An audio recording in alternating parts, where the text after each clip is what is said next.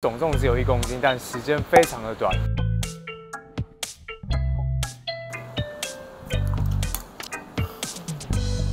牛肉它是 Choice 的培根牛，然后是很高档的那种牛肉。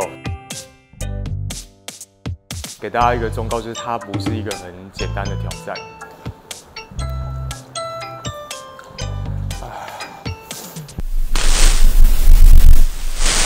大家好，我是黑泽教练。今天我来到开锅，它这边有一个大胃王挑战，可以选牛肉1公斤，或者是猪肉1公斤。它的挑战规则呢，就是在牛肉一上桌就开始计算，限18分钟内到最后一口吞下，时间内吃完的话就免费，12分钟内的话就半价。他们说是很简单啊，但是我觉得听起来是蛮紧凑的。虽然这总重只有1公斤，但时间非常的短，感觉也是有一定的挑战性跟可看度的。对我们大胃王来说，应该算是一个快食的比赛。我们就进去里面看一下餐点跟店内环境吧。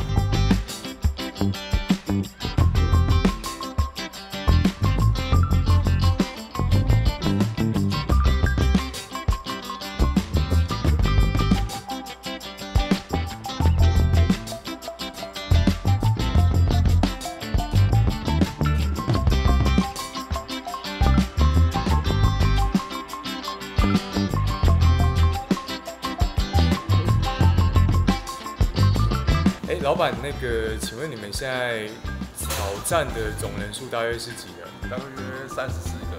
过关的总共有几位？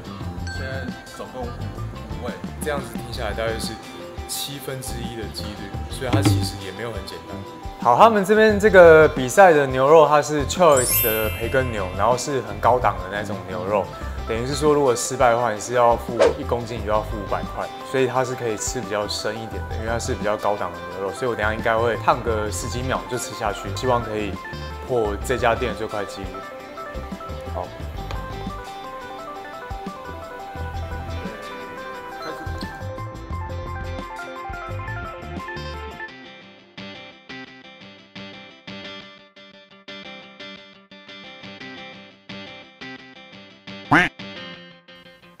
大家一定看这个地方，觉得这个肉也太深了吧？就算是它是很高档肉，也不能这样吃啊。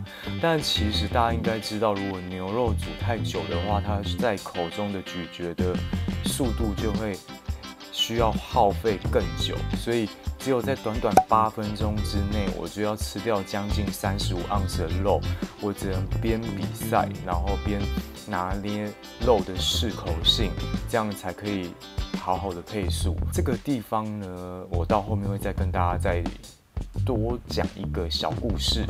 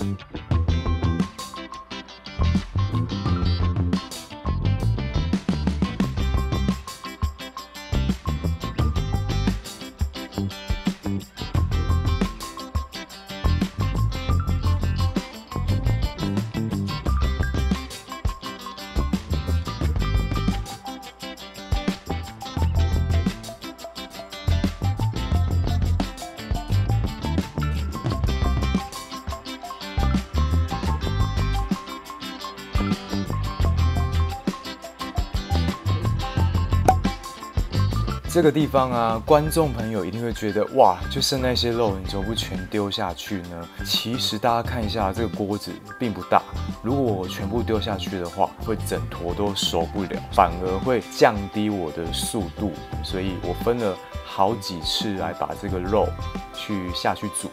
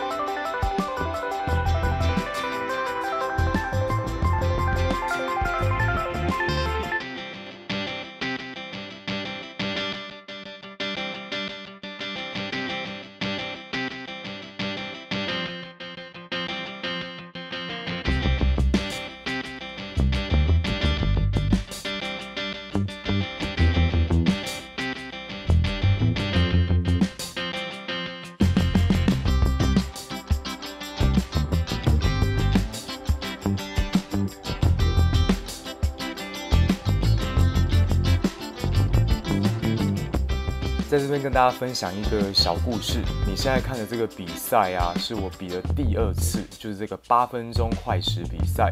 那我第1次比赛时间是在什么时候呢？就是在这个第2次比赛的10分钟前，没错，35盎司的肉，我短短考虑不到10分钟。我就又再比了1次，所以我将近花了16分钟，对，就是2个8分钟的时间，我就吃了70盎司。让我受到一个很大的教训，是因为我比了火锅比赛比了很多，所以我觉得我应该会过。那这个心态其实让我受挫很大，就是第1次失败了。那一天我就觉得很不甘心，我不能这样就回去了，所以我只考虑了10分钟，把第1次的那个失败的费用付了之后，我就说我要马上比第2次。那这个比赛呢，其实不限人家挑战次数的，因为那个老板那一天就吓了一跳，哈，你还要比第2次？那你这样就吃70盎司了嘞，而且就在那么短的时间。那这个有让我学到一个很大的经验，以后任何比赛我都不可以有任何轻忽或大意。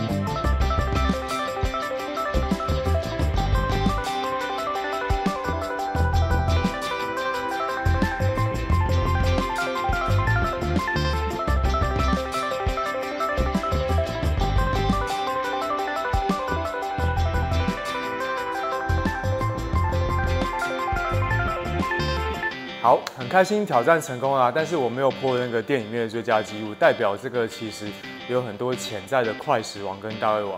我第2名还是女生所以非常的就是钦佩他们。那我的成绩是7分41秒，7分41秒，那是有过关的。